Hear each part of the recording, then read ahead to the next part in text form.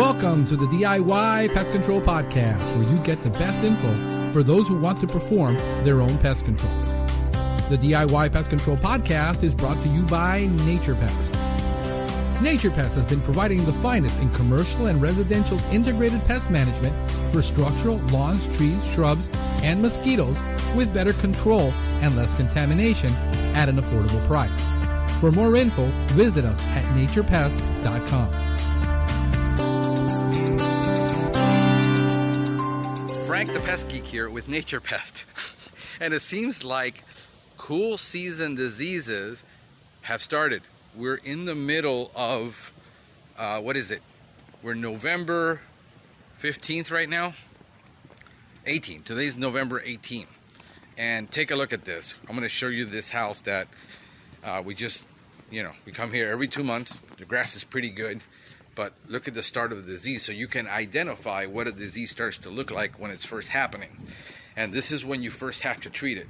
So when we know we have homes that are chronic with disease and have a disease problem, we're coming in once a month. But if it's not a chronic problem, we're coming in twice a month, every 2 months to do their service. Because disease fungicides will only last about 14 days here in South Florida preventively. And if we treat it with a fungicide, in 2 weeks we got to check and make sure that it did get cured, because if it doesn't, it keeps spreading and we need to know, or we have a new patch. You can do two things. You can spray the entire lawn, which gets very expensive, or you can spot treat just the area that is affected and hope it doesn't have another one in 2 weeks where you're at. That's just a risk you take of doing disease control in South Florida, especially in the winter. Check this out. All right, so you can see here, there is the disease is starting. This is what it looks like.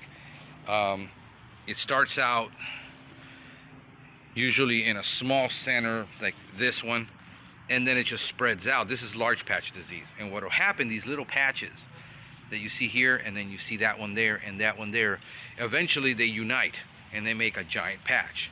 So if I don't treat this right now and I don't use a fungicide, here's another little patch over here, and there's another one just starting. You can see that this looks more like probably a urine mark from the dog, but there is no other issues with this lawn. There's another little patch right there, and then over here you see it's pretty decent. They got a big dog that runs around in this yard. He does cause a lot of damage. All those lower fronds, he chewed them and he destroyed the ficus trees. So he's a big guy, and you can see some discoloration here. We don't know if that's urine because he likes to go there, but that's what large disease looks like, large patch. So now we're going to treat this with a fungicide where you're going to use mostly azoxystrobin. It's the most effective.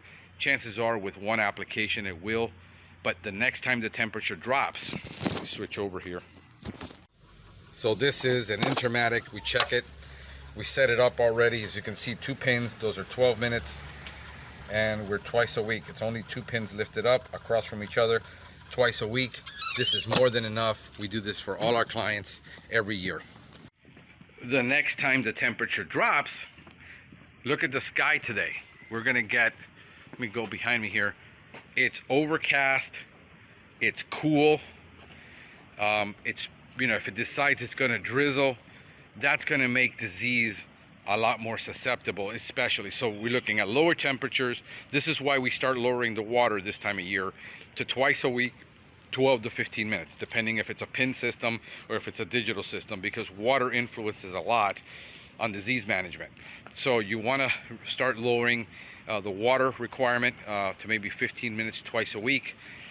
Temperatures are not going to go up, they're going to continue to go down, and that hopefully helps in disease management, so we don't have to keep applying fungicide. If you have irrigation on every day, or you have it on for 30-45 minutes 2 to 3 times a week, you're going to increase the likelihood of disease. You want to irrigate first thing in the morning.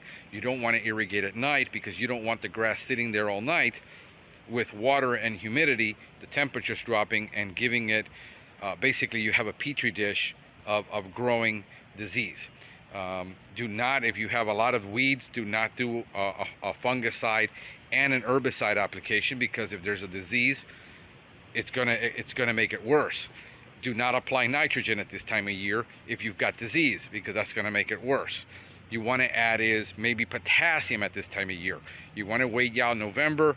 You want to start adding your potassium, laying it down, and that's going to help defense, believe it or not, against the disease. So it will help potassium applications in the winter, over the winter months in South Florida. It does help the lawn survive. Hey, this is Frank the Pest Geek wishing you a spectacular day. Thank you for listening to the DIY Pest Control Podcast. Please remember that although Franklin Hernandez is a certified and licensed pest control operator in the state of Florida, the content of this podcast is for informational purposes only.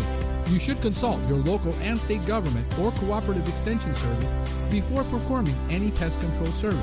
Remember to always read and follow label directions, because the label is the law.